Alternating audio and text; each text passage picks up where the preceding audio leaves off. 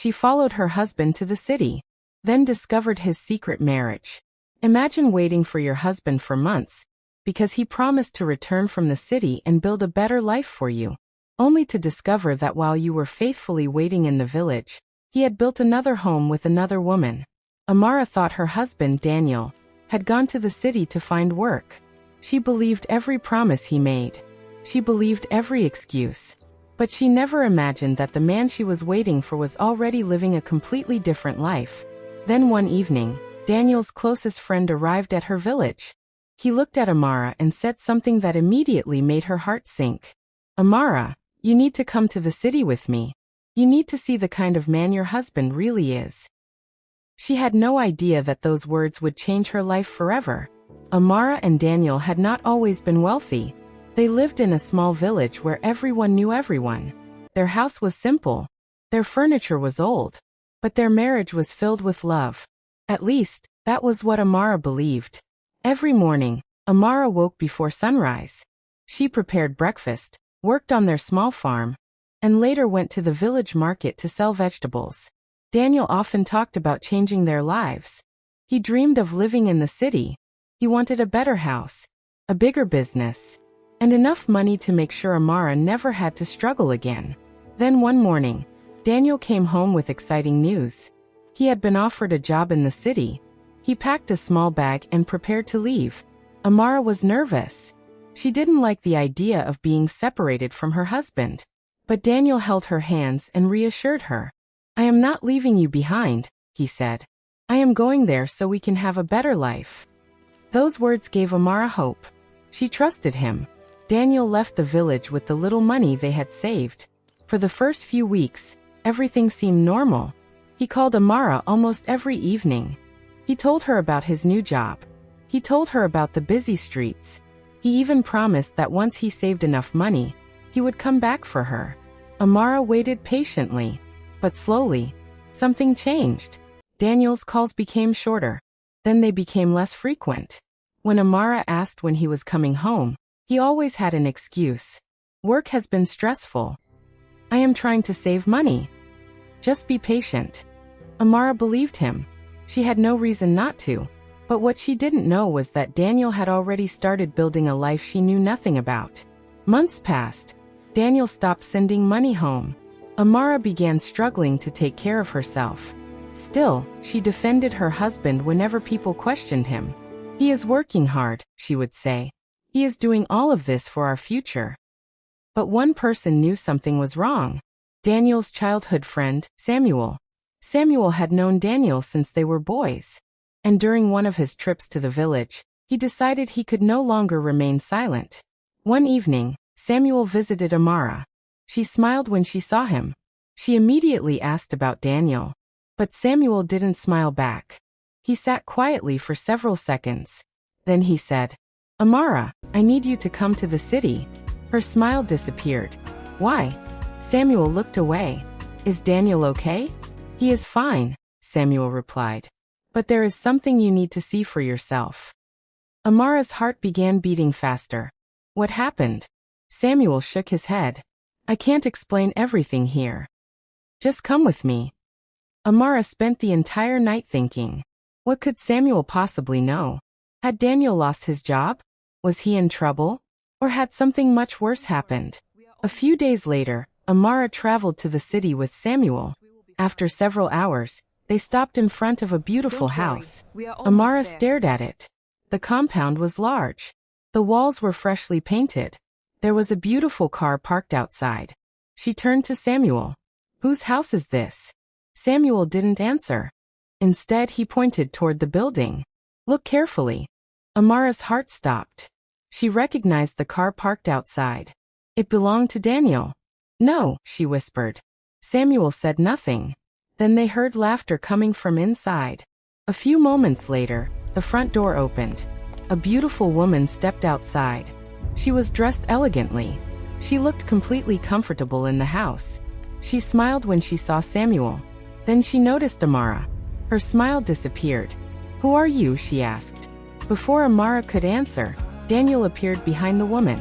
The moment he saw his village wife standing there, he froze. His face changed completely. The woman turned toward him. Daniel, who is she? Daniel couldn't speak. Amara looked at him. She was waiting for him to tell the truth. But instead, Daniel lowered his head and said, "She's someone from my village." Those words broke something inside Amara.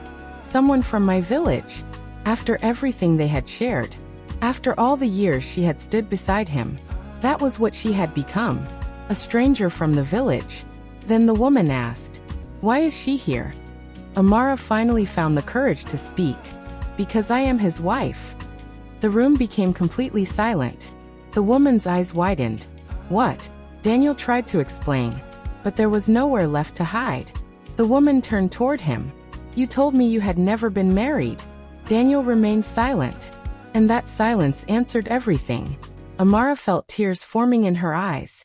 But before she could leave, Samuel stepped forward. "Amara, wait." She turned around. Samuel looked at Daniel.